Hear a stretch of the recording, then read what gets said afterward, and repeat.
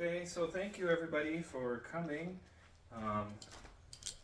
This is Leslie here and myself. We are presenting on our pilgrimage to Japan. Leslie has organized it and coordinated it since 2019, and this is their second trip. So it's relatively new, and as many of you know, my background was in Japanese language and culture. So to be able to use it in this way to glorify God and build His kingdom was a fantastic opportunity. Anything you want to add? Yours is a great asset because of his language, and so we did go in 2019. But just having brother there, speaking, I think he sounds like he's almost fluent, but he was great. And anytime I think another religious is with a pilgrimage group, just adds so much. You know, we had Father Elias, but having brother was just great. Another religious person amongst the group was wonderful. So, And how many of you were there? Altogether, there was 22. Wow. Yeah. we had a nice mixed group that you'll see, both young, middle-aged, and older ones. The last time they had a trip, they had a 92-year-old on the trip. It's not a very handicap accessible trip either. So it's pretty amazing.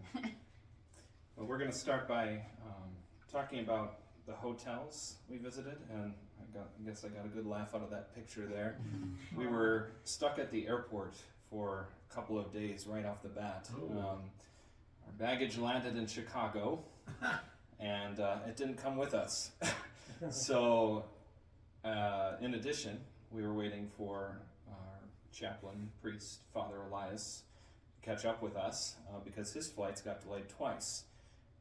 And I spent a lot of time explaining to the Japanese people what our dilemma was, and they said, "Shikataganai, shikataganai, it can't be helped, it can't be helped. We're not united, we can't help you." So we got the manager above the manager to sort of help us, and he said, "Well, I can ship your bags to your hotel, but it's going to take about 3 days." And we said, "By then we'll be gone." So we decided to have the bags shipped on Father Elias's flight. So when he arrived, we received the bags at the same exact time. So, and we had already missed 2 flights to Kumamoto from Tokyo by this point. So we were, the last time we missed our flight, we saw the plane taking off. So we ran, we had to run from Terminal 3 to Terminal 2's bus to take us to Terminal 2 so that we could go up the stairs and jump on our flight. And by this point, the staff was really familiar with us. She got to be really good friends. Anyway, that was listening. Well, our bags. Yeah, she's like, "Your bags are coming. Please go away. Come back in 5 minutes." And they were very sympathetic at the end. They let us cut through security. We basically went through the back door to save time, and we made it to Kumamoto. So here are some of the hotels we stayed in. Here's just to give you kind of a glance of where we stayed. So each time you see this red marking here, that's the area which we were staying. Okay, and then here's an overall map of Japan just to give you some context there. So here's what the first hotel looked like. It did not come like this. This was my doing. So, but you just can kind of see very tiny space there. Just a simple closet. View of the city there. The hotels like this are really cheap, so I was trying to find something so that everybody could have their own room and brother and father wouldn't have to share. And so you can basically walk in and there's your bed, but you can't open your suitcase on the floor. You have to put your bag on the bed to open it. And then they have like a capsule bathroom, like an RV would have. So that was like $37 a night. You can't find something like that around here. So yeah, it's a pretty good deal. That's great. I think the most frustrating thing for the pilgrims is, you put your key card in this slot that turns on the lights, but the lights won't go off unless you pull out the key card. And sometimes people would walk out of their rooms and their key card would still be in that slot. And so they had to go to the hotel. it happened to me immediately. We were having night prayer, and I left my card in Father Elias's room, and then I was like, "Where's my card?" And he said, "Well, maybe you left it in your room." So I went to the hotel desk, and he brought me up. It wasn't in there. Father Elias had taken it, thinking it was his. So that kind of thing will happen.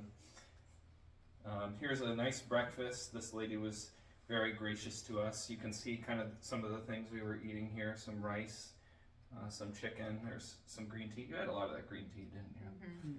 Orange juice. There was coffee there. What's the orange thing?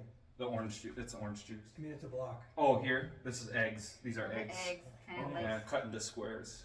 Yeah. and they have salad for breakfast, which is it's kind of weird to think about, but it's really good. You know, you're getting your all breakfasts always have salads. That's the hardest thing, I think, coming back is you go to the hotel and everything's laid out for you and you have all these options, and then I'm like opening the cupboards and I'm like, no, no, no, you know, it takes a while to get over. So, just with this presentation, I'll be showing you the regions in the context of the different places we go, the different events we have, so churches, mass. So just so you can keep track, there's always a map here at the bottom so you can see. So one of our first destinations was in Nagasaki, and we arrived there a few days before the pilgrims did for a special mission, which we will talk about later. But we arrived at this, it would be called a ryokan, which is like a traditional Japanese hotel. You can kind of see here these steps ascending. My feet were just like right there. So they were very hard to climb. And there was a bend where I had to bend down a little bit. And it was hard to get through these doors. I'll show you a video at the end. But there's a nice little area for us to wash our faces and brush our teeth and so forth. And then there was a nice little dining area. We saw the hotel staff eating with some guests one day there. When we arrived, the hotel master said, "I only have one thing to eat, bread and jam." So we basically had to get a few things for ourselves, and I got a jar of peanut butter and I didn't eat it. So when we were rushing on our way out, I think we were an hour late past our checkout time. I gave him the jar of peanut butter and I said, "Here's some peanut butter to go with your jam." Yeah. The round things in the corner? These are little cushions that you can These sit on. tables are really low. You sit on the floor. Yeah, Yeah, so customarily, you know, sit like this or like this, you know.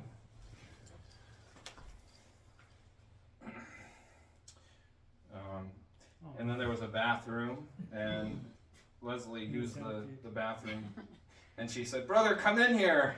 Well, There's a centipede." There was a centipede right there, and I was trying to take a shower. The shower was right here, and the centipede kept coming out. And so I'm like, ah! You know, I mean, that doesn't happen around here. So I scooped it up and I let it outside, but And you big shock. Oh, you Did made you- the internet. Did you deep fry it for breakfast? No. Here's the next hotel we stayed in. It was a little nicer, kind of in the heart of Nagasaki, in the main city. And then we went on to Hiroshima after that. And there's that region there. Did How long I does it remember take that guy? What's that? How long does it take? Oh, we'll to get talk there? about How long him. does it take to get there? How long does it take to get to Hiroshima? It was a like couple an hours. hour, a couple hours from Yeah. Nagasaki on the train. On the train. The bullet train. Okay. You can travel about 120 kilometers an hour, I think. We had to change trains a couple times, that's why it took a Yeah. little bit longer. Where's Hiroshima on the map? Right here. Okay. So it was a challenge for the pilgrims and for me too.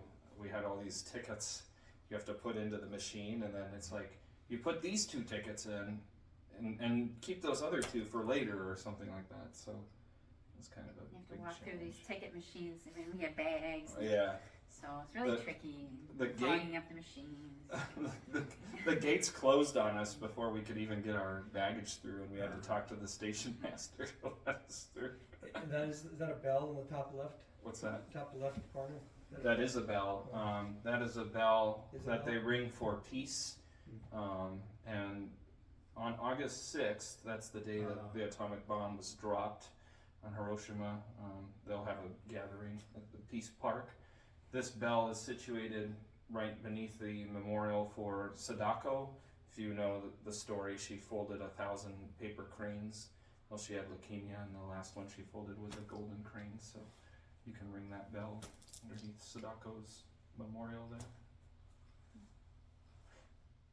Okay, and so here's what the hotel looked like in Hiroshima.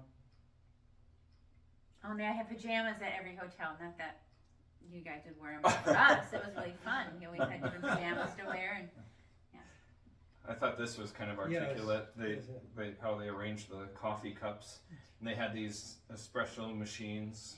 yeah, I liked drinking the matcha. yeah, they had latte machines and Yeah. like, Those are nice, aren't they? Yeah, we went to a restaurant on our first day, and I asked the waitress for milk for my coffee, and she said we don't have milk, but they had these espresso machines that made my espresso for me with coffee and milk. So mm-hmm. it was kind of redundant for me to ask that question. And then we moved on to Kyoto, so we're moving up the coast here a little bit. This is kind of the So on your way moving up, you're just passing through those places. You're not really There's- doing anything there. we are, but that'll come later in Oh, the okay, presentation. I'm just covering He's the covering hotels. hotels first. Okay. I see. So this is the old capital, like in the year 1000. This is where the capital used to be. It wasn't in Tokyo, so it's called the old capital. And it didn't get bombed during World War II, so that's why they still have a lot of historical sites there versus Tokyo got bombed. A lot of it is preserved, yeah. So this is what the bathroom looked like in Kyoto. Very nice hotel. It's basically the Edina of Tokyo, or Edina of Japan, you know, very high class, rich people. It can be kind of snobbish too. I had a little trouble there. This was my view. Nice forest with a smokestack in the middle. Then we moved upwards to Tokyo. And this was kind of like a more modern hotel. And these, the bathtub and the toilet were separated, which was interesting. And this kind of glowing mirror. See how it was on my eyes, it was weird. And then we had some delicious food. This was one of the first things I ate was waffles with strawberry cream. They love strawberry there. I got this from the convenience store. We were out in the street. Great. And then Leslie and Father Elias, and this is Shigeko. We'll talk a little bit more about him. They all had some ice cream. They've got soft serve ice cream there, like every corner. They make it really well. It's really yummy. There's some of your pilgrims? Yeah, these are the pilgrims. We sat down and had a traditional Japanese meal a few times. So this is one of the places we went. This is kind of an inside look at what it looks like. Yeah, I call it mystery food. They love strawberries. You know. Here's a bowl of ramen. This was in Nagasaki. There was like Christian cookies. Yeah, this nun. They had like nuns and priests and crosses all over the place because they love being a Catholic city in Japan. It's very unique. Here's a kind of an in-depth look at the food. Would you be in a Did Catholic you say city? Nagasaki? Yes. You're back to Nagasaki. Okay. No, I'm just kind of showing you the food now. Okay. Got it. Okay. How is it different from other cities that it's Catholic? Just The like, the majority of the culture? population, the Oh. history there. Okay. Yeah. A lot of churches Mm-hmm. were there. Yeah. We couldn't even get into all the churches because some of them were historic. They didn't celebrate Mass there. It was just for touring. Was it real quick? Was it largely Catholic even before Maximilian Kolbe had the convent and stuff there? Well, because of the persecution, a lot of the lay Catholic were forced underground. There were no priests there to administer the sacraments for 250 years. And then when Father Petitjean, yeah, returned. He was a French priest in the 1850s, 1870s. A lot of the hidden Christians came out of hiding and basically approached him because they saw he had some very Catholic, unique things about him, like he had the statue of the Blessed Virgin Mary. They asked him, "Are you married?" You know, and he said no. Asked about the Pope. They asked about the Pope, yeah. So they knew that he was a Catholic priest, not a Protestant one. And they revealed that they had been in hiding, and that's when they came out. And then the numbers started to grow again. Maximilian Kolbe still encountered quite a bit of a minority there, but he said, if these people only knew Christ, how much they would gladly accept him and love him, you know. And then the bomb was dropped, and it hasn't really recovered much since. So, oh, go ahead, Liz. Oh, I was just gonna say when the bomb dropped, there the cathedral was a big cathedral, and their Sunday masses were packed. And there's I don't know if you have the confirmation picture of 150 kids were confirmed one year. I mean, so at one point it was booming. It was the largest cathedral in Asia. Was it? Wow. And then when the bomb dropped, there was a couple priests that were hearing confessions, and people were praying the rosary and going to confession. So that it was a faithful parish. What day did it drop? Was it a Saturday? That was August 9th, 1945. I don't know what day it was, but just that, it was in the morning. Yeah, 11:02 a.m. Yeah. Here's a picture of Father Elias. The poor guy, he couldn't really learn how to use chopsticks very well, so he'd always request a fork, but some places didn't have forks available, so they give him these little tiny forks. They would come out, they would dig around, you'd see them in the kitchen, and they come out, oh, we have this. And you just take whatever they had, those tiny forks. What order is he? He's Franciscan of the Immaculate. Their order was founded in 1990. Just briefly, he told an interesting story to us that their order was going to be suppressed by the conventuals because they wanted to return to how things were before Maximilian Kolbe introduced the apostolate of the Immaculata. And this woman who was in contact with Pope John Paul had heard about this effort to suppress them, and it was going to happen the next day. She said, "Don't worry, I'll take care of it." She sat down with breakfast with John Paul II, told him what was happening, and he said, "Well, I'm just going to make a separate order." So that's how they came to be. So they were saved by the bell. Here's what McDonald's looks like. They have quite a variety of options. They have teriyaki sandwiches, and they still have fries, but you can season your fries with barbecue. It's really good. And then I also love One Piece, so I was really happy to see One Piece advertised. And then there's some drinks that you can have, like slushies or ice cream. Do they have wasabi seasoning? Yeah, I'm sure you could request that. Yeah. Wasabi was kind of everywhere. Here's my favorite food, the okonomiyaki. It's like a pancake. In the word itself, it uses the character for love, so I can't argue with that. But in Hiroshima, they have a special style where they put soba or udon noodles underneath, and then they cover with some sauce and their mayonnaise, which is different from American mayonnaise, green onions. So it's very, very tasty. Yeah. Here's a couple of our pilgrims. They heard about on a podcast this coolish thing, so they wanted to try it. I don't know. It's like ice cream in a tube thing that you can suck up. I guess it's really, really good. So that kind of was the thing. All the young people always had these coolish things. And then there's a matcha ice cream float thing. There's ice cream everywhere. Ice cream's everywhere, yeah. And I'm not a real big fan of Japanese food, so sometimes I would be not even, barely even full. So it's always nice to have ice cream after. Let's see here, I'm eating some, and I love this, What was that? Anko red bean paste. Oh. Yeah.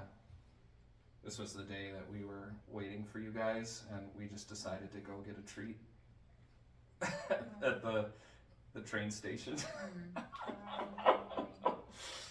Here's some nabe. This is specific to the Akita region, which is way up north. It's like a soup. They boil it underneath. They come around. They just light it right in front of you, and Are those it bubbles. dumplings or some kind of seafood? There's a lot of vegetables in there. Is there? Yeah. Then there was a Japanese breakfast at one of the hotels. You can kind of see menu here. Let's see some of the things on there. Spicy sauteed burdock, broiled spicy pollock roe, Chinese yam salad with wasabi flavor, pumpkin salad, Japanese pickles, miso soup, steamed rice. So all came in this package here. It's really delicious. And then they had nachos and guacamole. That was in Tokyo. There were quite a few restaurants inside of our hotel we just ate at. And then here's some of the ways that we got around, by submarine, by jet, by race car, water bus, star destroyer. So you'll get to see a few of those as we go through. We walked. That was probably the most challenging. Buses look like ours. So here's one of the ways we got around. This is in Nagasaki. They call it Roman Densha, which is a tram, like a trolley. So that's what it looks like on the inside, and it just goes up and down a rail through the heart of the city. Here's a Shinkansen, or a bullet train. And then we rode on the bus. And we didn't ride on this, but I included it for your sake, Brother John Mary. Thought you would find that kind of cool. This was a Navy base, so there were Americans and Japanese there. That was in Nagasaki, right? Kind of Sasebo? Sasebo, yeah. It looks like a destroyer. U.S. Navy? The U.S. and Japanese Navy were there, weren't Yeah, they? yeah, well, this is a Japanese ship. It has the Mhm. Japanese imperial flag there, but there is an American base in Sasebo. Yeah. Mm-hmm. Navy base. So next time we'll ride one of those. I thought this was kind of interesting. This image is like very Japanese. They're on a bus and they're pulling parts of the road like in a tug of war. It's very cute. Then we rode in these shuttles. We had some trouble with our baggage with our pilgrimage company. They were basically saying like, you can take all your bags, and then they said you can only take the heavy ones, and anyway, we all just ended up getting in these vehicles to transport our bags from one place to another. So this is what it looked like on the inside. And then there's us waiting for the Shinkansen again. Bullet train. Yep, there's kind of what it looks like on the inside. There's our guide. She was always sleeping. She was exhausted. I asked her, how are you enjoying the trip? And she said, no. I'm not. Oh, that's not you, Didacus? No. He did a lot of that too. I Yeah. got it a lot. And then I took a few of the pilgrims on a Chikatetsu, which is like a subway. I wanted them to have that experience. So we rode underground. And then flying over Japan.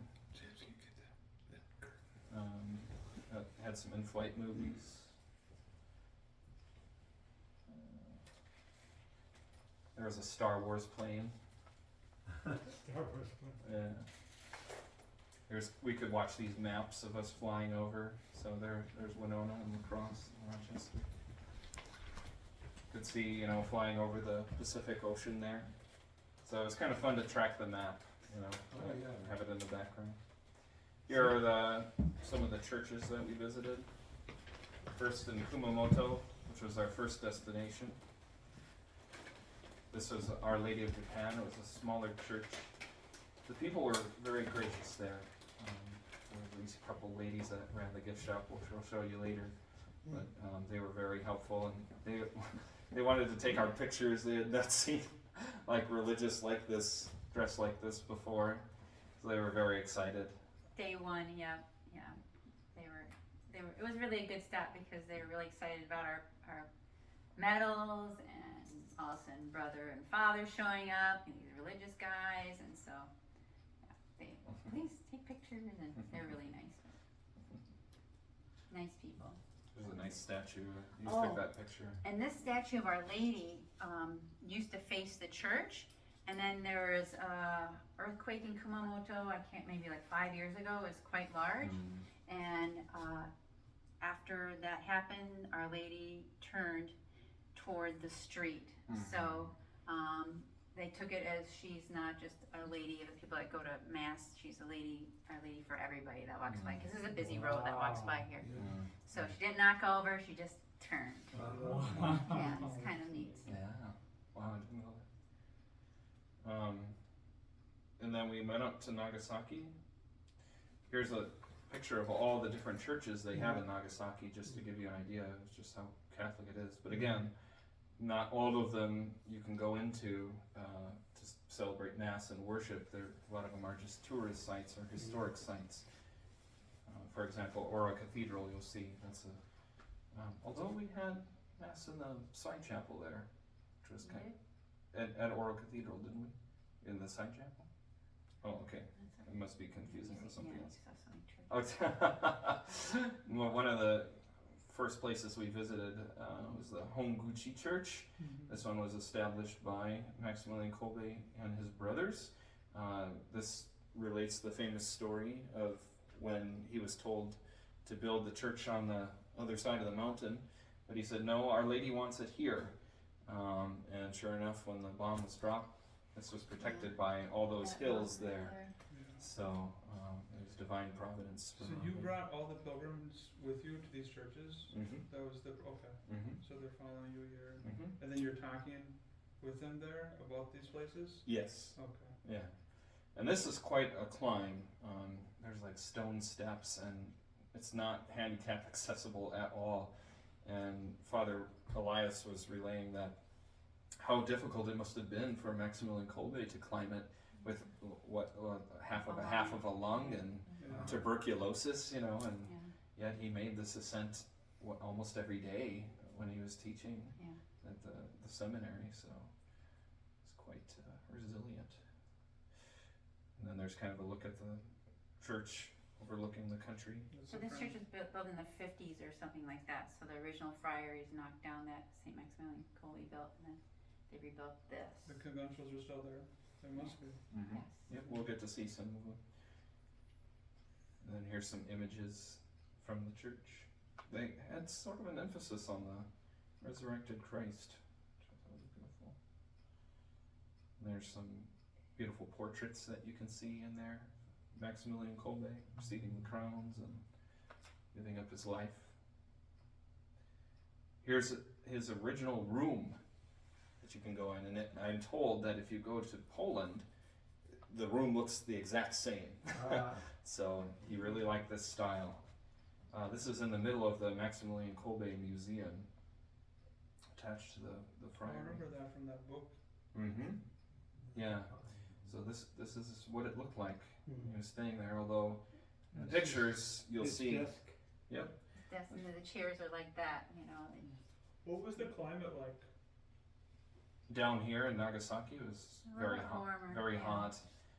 I remember the pilgrims and I were asking the drivers to put on the air conditioning, and they were confused. Why do you want air conditioning? So it doesn't. She says it doesn't snow in the summer. Remember, but in the book it snowed through the roof. So, like if it snowed, it only maybe snowed one day a year. When we lived in Tokyo, maybe it snowed maybe once every few years or something. Then it would melt at the end of the day or whatever. So it's like, warmer, but not hot. So like today? Yes. Okay. The way you can think of the climate in Japan is put it alongside the east coast of the United States. You have Maine at the top and Florida at the bottom. That's kind of the same climate. Difference. So we were closer to like Florida, the Florida Keys at this point. So it would be hot, real hot. And you'll see in the pictures of Maximilian Kolbe that this desk is just completely cluttered with papers and stuff. So it's really interesting to see it like this. See, right there actually. Can you see that? Oh, yeah. Yeah. Yeah, I've seen a thing that says he's the patron saint of messy desks. Perfect. One to ask for a petition from. So here's some of the articles from Maximilian Kolbe's life, his chasuble, his liturgy book, his habit, his chalice. Looked like there was a little shrine here. And then one of the brothers that accompanied him was Brother Zeno. Oh, that's right. So there was quite a bit from him as well, artifacts, articles. His hat, his shoes, his bag. Here's what the inside of the church looked like, and then this is their. This is the Friars Church? Yep. Mm-hmm. From the 50s, you said, right? They rebuilt it. I think that's what I saw the date was. So we celebrated Mass in here one time, I think. Mhm. Yeah, With the big group. with the big group. We were in Nagasaki a couple days before everybody, and we were making more arrangements and doing some things, so Yeah. we got to have Mass in the chapel, which was nice. There's a little side chapel, St. Maximilian Kolbe side chapel.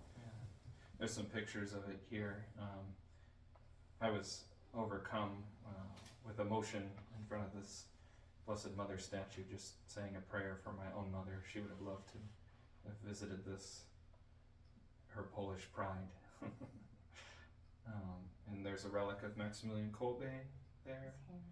This is the chair that Pope John Paul II sat in when he visited. Mm. So they, here's the chapel there. He celebrated, or maybe that's the main church. He sat in that chair. That's right, he spoke in their language, didn't he? I don't know that he knew Japanese. Well, I heard a story about it, He did? that he was speaking in their language, and I think he was having a hard time with it, but then he gave another effort, and there was something about that they were really happy that he did that. Yeah, they really like when people make the effort, because they all start learning English in elementary school. Yeah. So if you go there and just try, it really makes them feel good.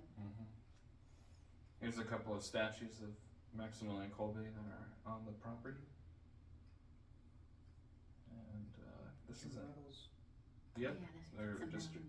we left a lot of medals there. You brought 2,000 medals, Yeah, is that right? 2,000 medals. Yeah, and then we just handed them out very liberally, indiscriminately, and left a lot of them at every church we went.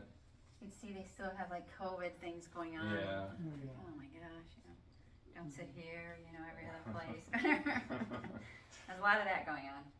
It was interesting, they were tight about COVID, but not with us. There were a lot of people not wearing masks, walking around. Nobody really said anything to me. Did they say anything to you? No, just Yeah. occupant.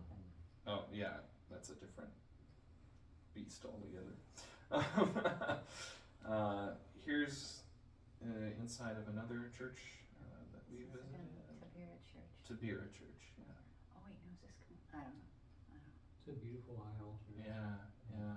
Yeah, these old churches in Nagasaki, which are preserved and now, historical sites, their churches have these, they're absolutely gorgeous. But then as we go up the country, all the modern churches are, so, I like old churches too. So that's why Nagasaki is just kind of, it's very special. And then this is St. Francis Xavier's St. Church. Francis So this is in Hirado, where he landed, and he started out in the southern part of Nagasaki, but he wasn't received very well, so he left right away. And he came back and made a second appearance here, and he was received very well. He also changed his clothes, so to look like a poor friar, to us, we think, oh, how humble, whatever. But Japanese are really big on appearance. So he put on some nice clothes and made a second appearance, and he was much better received. There's got a little statue of him dedicated to him. I love this, there's these graphics. It's like there are nuns and priests saying observe the rules, There's a beautiful statue of Saint Michael the Archangel and the angels from the tabernacle there. Oh, sorry. These are some interesting stained glass windows that we saw. One of the martyrs being set aflame, and then I've never seen a depiction in any church of Christ being tempted in the desert by the devil like that. So, well, now we know that the devil is made of oxidized copper, right? They had a lot of stained glass windows in their churches that show their persecution. Mm-hmm. A lot of them were dedicated to the martyrs. Here's another church that we visited. I have the names written in the next section. Shimabara Church. So this one is dedicated to the 26 martyrs. And this one, the key feature was that they were paying homage to the Christians who were persecuted that did not renounce their faith. So what would happen is if the authorities came to the door and asked the parents, you know, are you a Christian? And they would say yes, they would cut off the fingers of their children, you know, to intimidate them or to threaten them. So you can see these statues here. The children are missing their fingers, but he's smiling joyfully. He knows exactly what he's doing. He's giving his life for the faith. You know. So there's quite a few depictions here. You can see them missing their fingers. And then here's some more stained glass windows. So this, I believe, is St. Francis Xavier coming, and he's now converting people. And then this one shows the Unzen Hells. That we'll have some pictures of that. It's like Yellowstone, where they have the bubbling water and, you know, throwing them off the cliff. And here is them. They would tie their hands behind their back and throw them off boats. And here they did a lot of burning at the stake too. So if you've seen the movie Silence, they depict a lot of those in the film.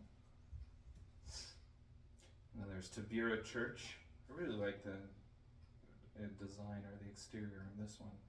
It's beautiful. This was near where St. Francis Xavier's church was. This was kind of a quaint church and very traditional. They had a relic of the 26 martyrs there inside. Just kind of a look at it from the outside. And then this is the next church we visited, Shitsu Church. They told us, one of the guides told us that there was a priest there, Marc Marie de Roets, who built a lot of these mission churches. And he was commissioned by Father Petitjean that we mentioned, the one that discovered the hidden Christians. So there's a lot of hidden Christians in this area, so he sent that priest up here and he built a church, and then he also served the poor.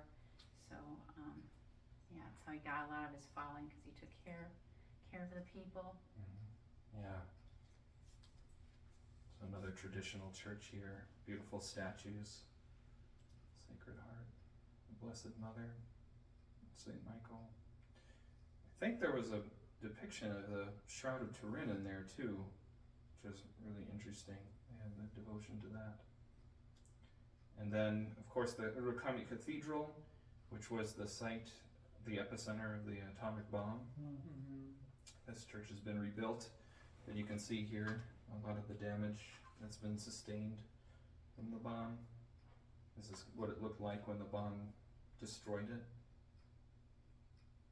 And then there's the Hibaku no Miria, which is very famous.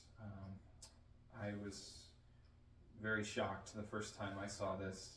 Just sort of the soulless eyes, yet you can still gain that expression of a loving mother, you know, who's torn by war and yet loves her children, you know. Well, she's made out of wood, so that's why it's a miracle that she survived, because everything's singed. And that church, you know, as you saw, just, you know, most of it was gone. So I guess they found just her head underneath some rubble, and yeah, so she's made out of wood, so that's why it's kind of a miracle that she survived. And they have a side chapel with her. We got to have mass in that side chapel. Yeah. Here's Here what it the is. side Yeah, there chapel she is, looks right like. there. So that's what I was thinking of before. I was thinking Ora Cathedral, but Urakami is where we had the mass, yeah. And then here's Ora, so this is mainly for viewing.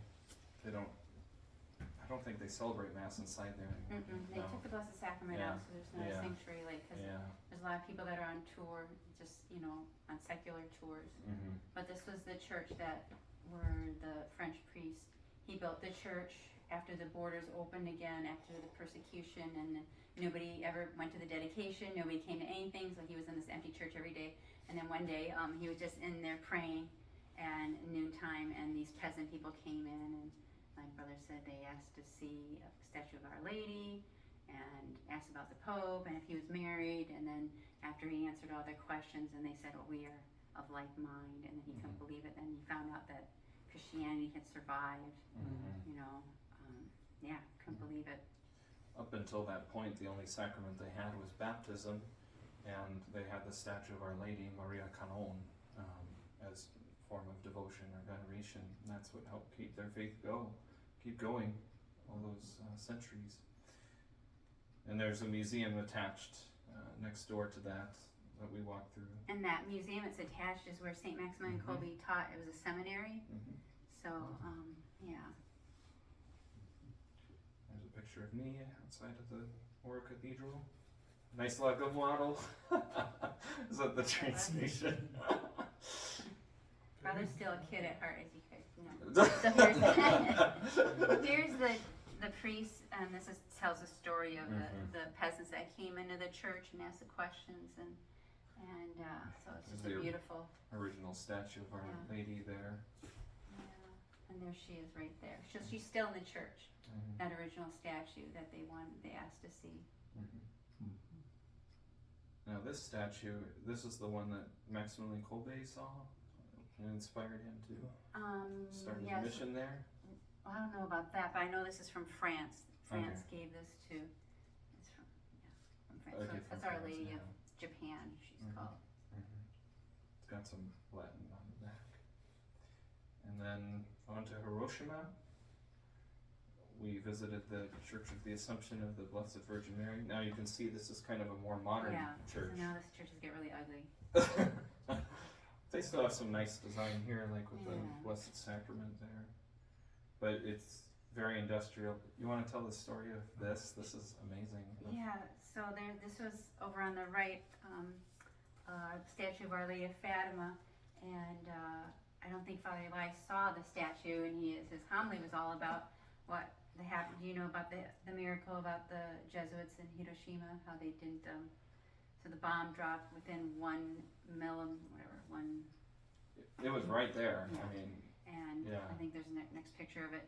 And so the bomb. They had just celebrated Mass. I think they were having breakfast, and the bomb dropped, and they were thrown, but they had some shattered glass in them. But that's all the injuries that they had, and then everything around them was destroyed, and none of them ever got radiation sickness. They didn't, everything around them was destroyed. So each year they would go back because the atomic bomb survivors, they did a close study with them. The doctors in Hiroshima and Nagasaki, they called them hibakusha, and they kept going back, and nothing was ever wrong with them. And they believed years later that the reason why that nothing ever happened to them is they were living the message of Fatima, and they're praying the rosary every day, and that's what they attribute it to. So that's what Father Schiffer said in a Eucharistic Congress, I think in the 80s or something. He spoke about it, told his story. Because that's what Our Lady of Fatima exhorted them to do, is to pray the rosary every day. Yeah. So that's beautiful. exactly what they did. So they have the statue of her, and they have this kind of a storyline of the whole story pictures in the back of the church about these priests that were there. So this Assumption of the Blessed Virgin Mary, also a cathedral piece or something they call it. It was quite providential that Father Elias gave this whole homily, and he didn't even realize that Our Lady of Fatima was right around the corner, Yeah, it's neat. listening to the whole thing. Oh, this picture's really bad. Sorry, brother. Picture's blurry, but it shows the damage right after the bomb in Hiroshima. And then moving up to Kyoto, we visited the Kawaramachi Cathedral. It's also called the St. Francis Xavier Cathedral. They had a gong to start mass. I thought that was great. I would have recorded it, but the choir was singing and I didn't want to disturb them.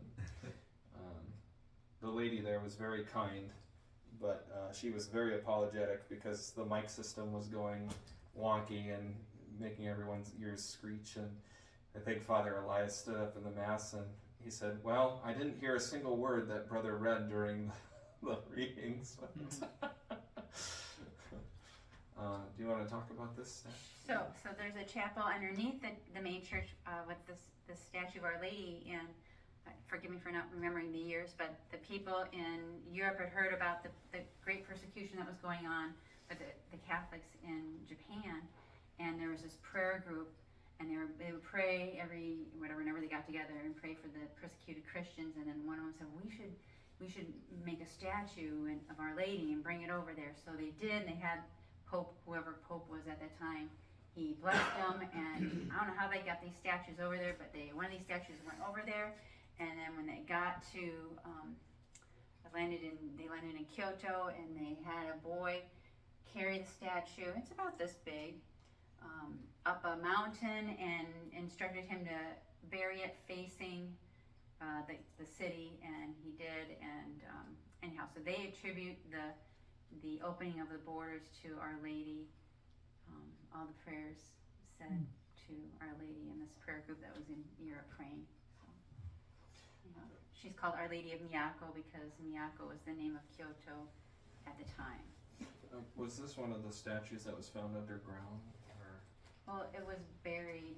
Buried, yeah. They buried it because they couldn't have anything out if anybody saw it, whatever. So she was buried, but facing Kyoto, I guess.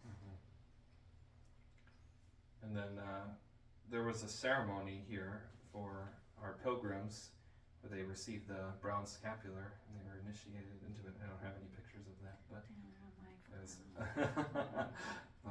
that was a blessing to witness that. And moving on to Tokyo, we visited the Takanawa Church. It was good to be back in Tokyo for me because that's what I was most familiar